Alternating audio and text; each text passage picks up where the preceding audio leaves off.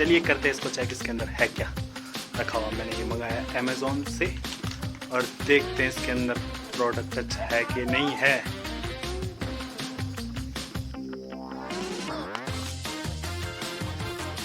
ये है डर्माकोका vitamin C, इसे कहते हैं फेस सीरम। ट्राई करने के बाद बताएंगे। और ऐसी वीडियोस देखने के लिए चैनल को लाइक करो, शेयर करो, सब्सक्राइब करो।